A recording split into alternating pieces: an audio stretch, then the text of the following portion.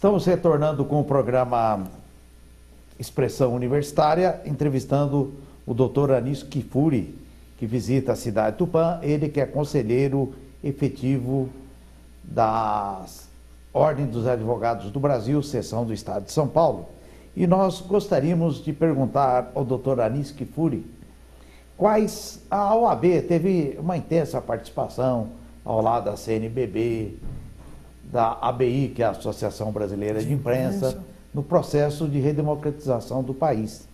E muitos esperavam que a OAB, terminado o processo da Constituição de 1988, que a OAB se afastasse. Se reestruturou o país, mas o que observamos é que a OAB continuou participando no sentido de construir a cidadania no país. Tanto é que participou do próprio processo de impeachment do presidente Collor, foi uma época muito traumática para o país. E o que o membro do Conselho Estadual da OAB de São Paulo tem a dizer hoje da participação da Ordem dos Advogados do Brasil no que está acontecendo no país, não só em termos de denúncias, mas também em termos mais propriamente de construção de cidadania? Olha, eu posso dizer o seguinte, eu defendo muito essa visão, a ordem é importantíssima na defesa da cidadania, isso está previsto na Constituição. E eu defendo essa bandeira, tanto que eu presidi 2 comissões ligadas à cidadania. E presidi porque foram, uma delas, inclusive, projeto que eu apresentei em 2 gestões passadas, que era de fiscalização da qualidade do serviço público. Porque a cidadania se faz respeitando o direito de cada um em cada ponto do país. Na gestão de 2006, eu apresentei uma proposta de criação da Comissão de Fiscalização da Qualidade do Serviço Público da OAB. Naquela ocasião, eu tive a alegria de assumir como presidente dessa comissão, um trabalho junto com outros colegas valorosos, um trabalho voluntário, e propus a criação da Blitz da Cidadania. E o que é isso? Eu e vários colegas, nós íamos de maneira voluntária em vários órgãos públicos para avaliar como que estava o atendimento à população. Por quê? Porque o Estado nos fiscaliza. O Estado fiscaliza o trânsito, fiscaliza a declaração de imposto de renda, fiscaliza isso e aquilo. Mas nós precisamos fiscalizar o Estado para ver se ele cumpre a Constituição e aqueles direitos que são assegurados a cada um. Isso não acontecia. E quando nós fizemos essa blitz, nós íamos aos órgãos. Nós íamos ao hospital, à escola, ao aeroporto, e pouco importando o governo A, B ou C, partido Y, Z, governo federal, estadual, municipal. O importante era que a gente pudesse levar a voz da sociedade até esses órgãos públicos. Esse trabalho foi muito positivo. E eu vejo com tristeza que essa comissão foi extinta. Eu tenho defendido isso atualmente no Conselho. A minha opinião hoje, embora eu faça parte desse Conselho, embora eu seja um conselheiro efetivo, eu tenho defendido uma opinião mais ativa, uma participação muito mais ativa da OAB. Eu acho que nós vivemos um momento institucional muito complicado, nós temos a corrupção em níveis alarmantes, nós temos a população sofrendo problemas gravíssimos de desrespeito a uma série de direitos, a violência se agravando como nunca vimos antes, nós temos hoje uma situação de insegurança no país, trabalhador, pai de família morrendo, nós não vemos aí os direitos humanos cuidando daquele que custeia o Estado. O senhor, a senhora que trabalha de manhã, trabalha de noite, tem o filho numa escola, fazendo a faculdade, chega à tarde e você não tem segurança. E isso tudo cria uma situação muito complicada para nós que somos trabalhadores. Nós queremos ter um mínimo de paz e tranquilidade para poder desenvolver o nosso trabalho.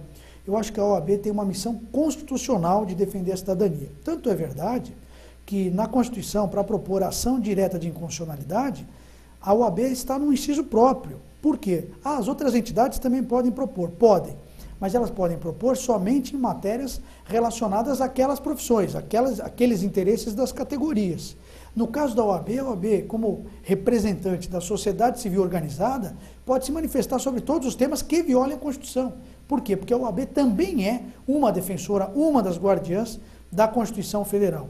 Portanto, eu acho que nós devemos não temer posicionamento. E essa é a minha visão do Conselho. Muitas vezes, eu tenho defendido isso, tanto tenho defendido, que eu coloquei uma proposta, já protocolada na ordem, para que as sessões do Conselho Estadual da OAB sejam transmitidas pela internet ao vivo. Porque a OAB não é um órgão somente dos advogados, ele é um órgão da sociedade civil. Porque quando nós falamos, nós podemos falar em nome da população e devidamente amparado pela Constituição. Então eu propus, porque hoje nós somos, até para que o telespectador saiba, a OAB hoje ela congrega 350 mil advogados, talvez um número um pouco menor, em 230 subseções ao longo de todo o estado, mas presente em mais de 600 municípios do estado de São Paulo. E a OAB tem essa capilaridade que permite ouvir a sociedade, trazer os anseios e tem os canais de comunicação a levar isso para o governo federal, para o governo estadual, para o governo municipal. Então, muitas vezes, quando o cidadão tem ideias, tem projetos, ele tem, na OAB, pelo menos eu defendo isso, ele tem que ter a OAB como um dos caminhos para ele levar essas ideias. E a OAB, com a força que tem, com o peso que tem que se fazer ouvida. Então, o que eu acho que nós podemos melhorar, e essa é uma visão que eu tenho, de uma crítica construtiva, de que a OAB pode fazer muito mais. E é isso que eu tenho feito, percorrendo o interior todo o estado, ouvindo os colegas, trazendo algumas ideias e algumas visões sujeitas à crítica. Porque eu acho que quando a gente tem opinião, a gente é sujeito à crítica e quer ouvir. Porque aquela crítica construtiva a gente vai aperfeiçoando. É como uma pedra bruta. Você traz uma pedra bruta e um colega vai construindo, vai lapidando. E ao lapidar essa pedra, nós atingimos a pedra perfeita. E aí atingimos aquilo que a sociedade espera. Mas é um projeto que todo mundo participa. Nós vivemos numa era em que as pessoas querem dar sua contribuição. Nós vivemos na era do Facebook, em que todo mundo quer comentar, curtir, compartilhar, aprovar, desaprovar, reclamar. Ou seja, isso é democracia. Nós ainda somos uma jovem democracia, mas a ordem precisa estimular que essa democracia se aperfeiçoe. Mas democracia não é só o falar. Democracia é o refletir. Democracia é a gente dar informação para que as pessoas possam tomar decisões mais bem informadas. Isso é um problema do Brasil, histórico. Quem estuda a história do Brasil, no passado viu que as pessoas tinham direito a votar, mas não sabiam quem votar, como votar. Elas não têm informação e até hoje nós vemos isso. Nós elegemos deputados, senadores, mas nós não sabemos o que os deputados e senadores fazem. A população vota num deputado federal, estadual e não sabe qual é a diferença dos dois e qual é a atribuição dos dois. Muitas vezes a população, e já disse isso em vários programas, acha que a única função do legislador é fazer lei. E tem uma outra função que é muito mais importante, tal ou mais importante, que é fiscalizar o executivo. E como a população acha que a única função do legislativo é fazer leis, nós temos leis saindo a rodo, leis das mais variados tipos que não servem a nada, que criam um emaranhado de normas e que acabam muitas vezes, ao invés de ajudar a efetividade da cidadania, criando muito mais dificuldade. Então o que nós precisamos é mostrar à população quais são os seus direitos, mas também quais são os seus deveres e quem tem a obrigação de fazer o quê, para que a população possa cobrar. Qual é a função do presidente, do governador, do prefeito, do deputado, do senador, do legislador e de uma série de outros servidores, e que eu volto a dizer, a função do servidor público é servir a sociedade, não servir-se dela. E o servidor público que é vocacionado, ele tem hoje uma remuneração muitas vezes baixa. Aquele bom servidor. Para quem trabalha bem, às vezes a remuneração é baixa. Nós precisamos repensar isso e refletir em conjunto, trazendo ideias. E a OAB é fundamental para isso. Ela é o canal e ela é a casa da cidadania. Portanto, é fundamental. Outro tema que é extremamente polêmico a nível nacional e de cidadania, eu gostaria de perguntar ao doutor Anísio Kfouri como que a OAB está conduzindo este debate, que é da questão da redução da maioridade penal. Isso cai exatamente no contexto da pergunta que você me fez anteriormente, quer dizer, qual que é a participação da OAB na cidadania e como que a gente tem feito esse trabalho. Eu acho que esse tema da redução da maioridade penal é um tema extremamente polêmico e com razão por duas grandes questões. Primeiro, porque você traz, como eu havia dito a você, um problema grave da situação de insegurança que assola o país. Todo brasileiro hoje tem medo de andar na rua, independente da região. Antigamente dizia que a criminalidade era uma coisa das grandes capitais. Hoje você vai numa pequena cidade e, infelizmente, também assola qualquer cidade, por menor que seja, por mais que todos se conheçam, então é a criminalidade. Então há um clamor popular por combate a essa violência, a essa insegurança e a impunidade. Então basta, chega, ninguém aguenta mais conviver com isso. E eu digo, infelizmente, eu viajo às vezes ao exterior, falo, nós temos um país lindo, rico de paisagens, rico de talentos, mas nós temos uma insegurança que não permite que a gente saia na rua e possa sequer se despedir no carro com mais tranquilidade, porque nós temos medo. Então, isso é um fato e é uma bandeira legítima da população.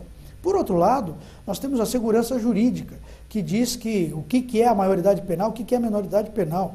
Então você diz, olha, com 16 anos ele não pode responder criminalmente, mas pode votar, o que é um contrassenso também. Então nós precisamos trazer a reflexão, dizer qual é a capacidade para quem E aí nós caímos no mesmo lugar, que é, nós precisamos refletir. E o que acontece? Nós estamos reagindo. A grande discussão, eu escrevi até uma matéria disso, refletir ou reagir. Hoje, no passado, a gente refletia. E as brincadeiras que nós fazíamos nos ensinavam a ponderar, antes de tomar uma reação. Então nós brincávamos em grupo, nós pensávamos, nós jogávamos xadrez. Antigamente a brincadeira era xadrez, era dama, era peão, era bolinha de gude. Você tinha que pensar, repensar, montar a sua estratégia e depois agir. Depois nós viemos para a cultura do videogame. E na cultura do videogame nós não pensamos mais. Está vindo a bolinha, atira, está vindo o inimigo, ataca. Então nós paramos de refletir. E isso é muito preocupante, porque nós só reagimos, nós nos brutalizamos, nós perdemos a capacidade, até por uma questão instintiva, de ponderar qual é o melhor caminho. Nós simplesmente corremos, saímos correndo como barata tonta, reagindo a qualquer pressão. Isso também é ruim.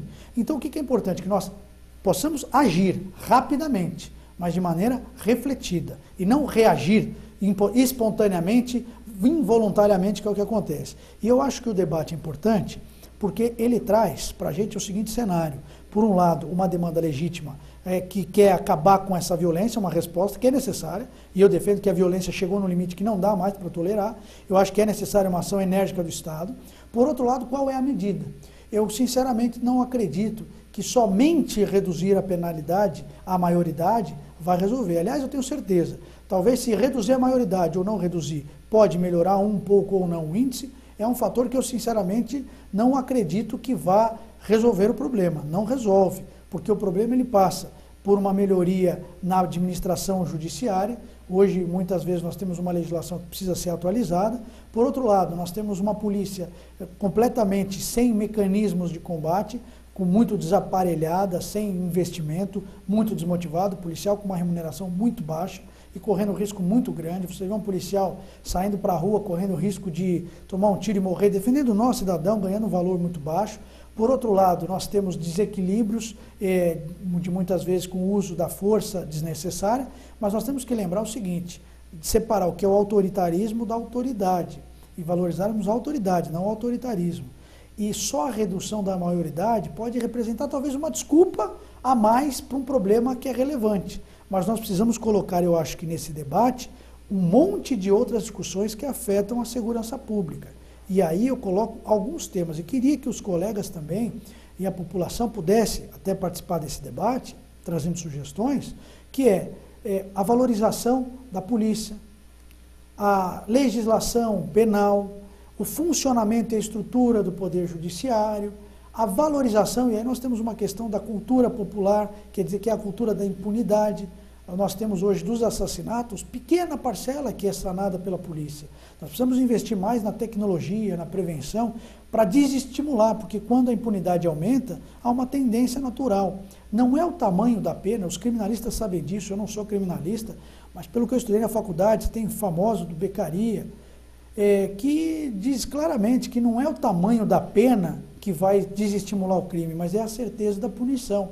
Então nós precisamos ter um índice de solução dos crimes muito maior, de maneira que aquele criminoso saiba que a chance dele não ser pego vai ser muito pequena, a chance dele ser pego vai ser muito grande, e isso desestimula. E se ele for pego, a sanção vai ser exemplar.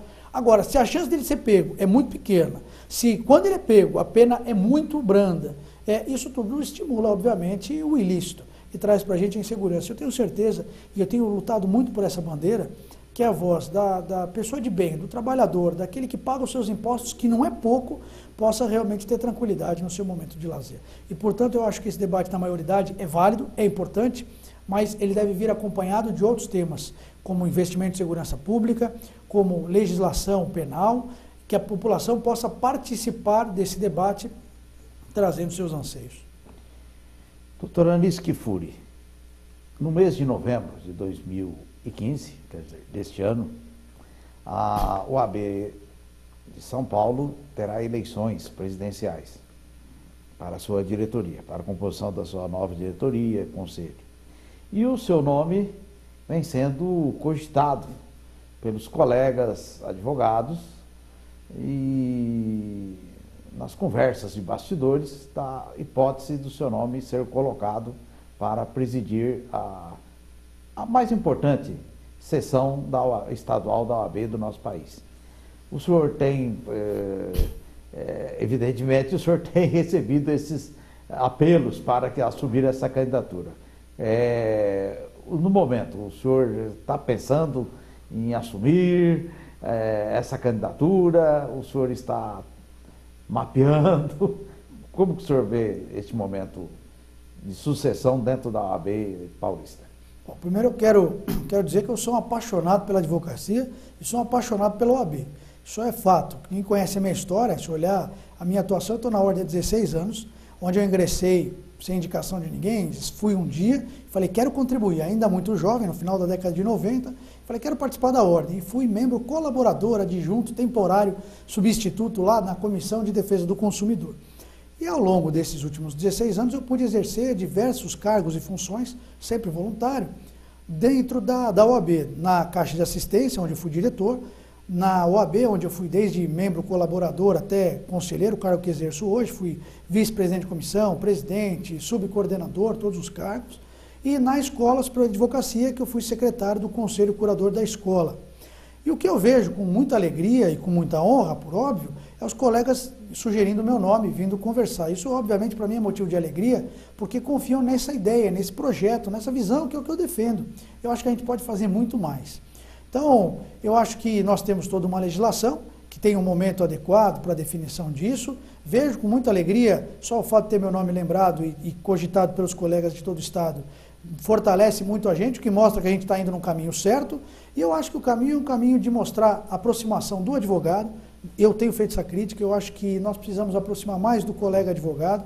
Eu sinto que lá na ponta, não só no balcão, mas muitas vezes o colega que nem sequer advoga na parte processual, mas faz a consultoria, aquele que está na assistência judiciária, ele não é ouvido. Então, todos os advogados que estão espalhados no Estado, nós precisamos começar a ouvi-los mais.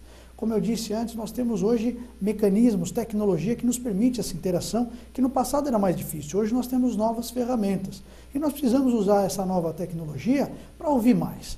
Porque eu tenho certeza que quando a gente faz projetos com todos engajados, o sucesso é certo. Portanto, eu fico muito contente. Eu acho que nós estamos aí num ano eleitoral e o fato de ter o nome lembrado certamente faz com que a gente fique feliz. Mas eu digo sempre isso, todo mundo que cita o nome, eu digo, só vai ter validade se você vier também para o projeto, porque projeto só dá certo quando a gente faz em conjunto. E o sonho tem que ser construído com muito suor. Não é fácil, porque nós precisamos efetivamente trazer resultado. E eu acho que nós precisamos valorizar o advogado.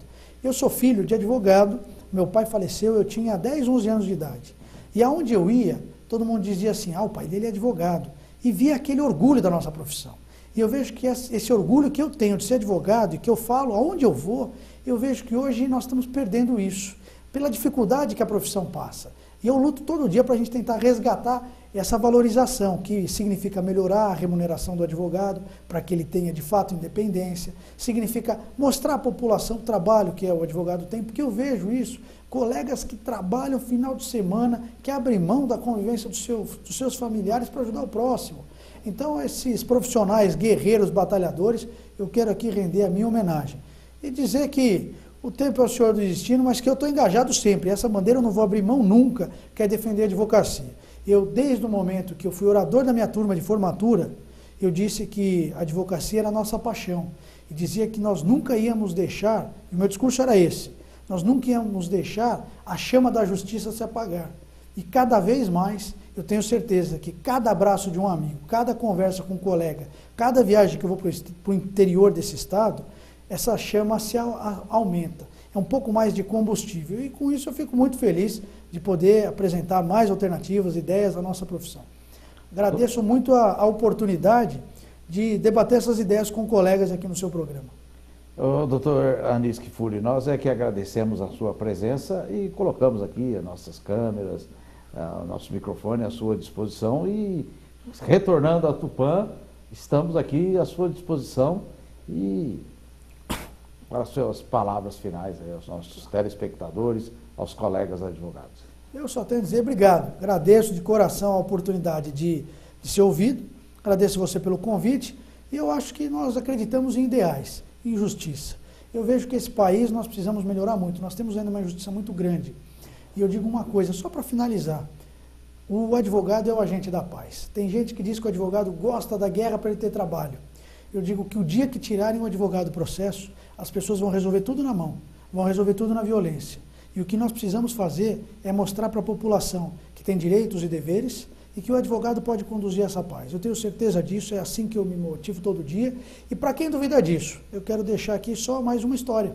Mahatma Gandhi, que foi um grande agente da paz, ele era advogado, tinha escritório de advocacia, e ele disse que na advocacia ele viu que a função dele era auxiliar o juiz a levar paz entre as pessoas. Portanto, eu acho que todo advogado guarda esse ideal do Gandhi e faz isso todo dia, em cada fórum, em cada tribunal.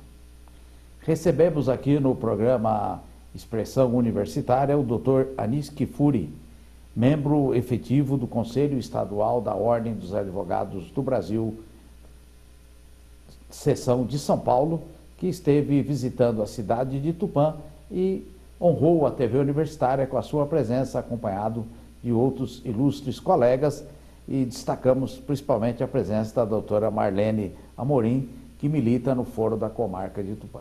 Continue com a TV Universitária, canal 7.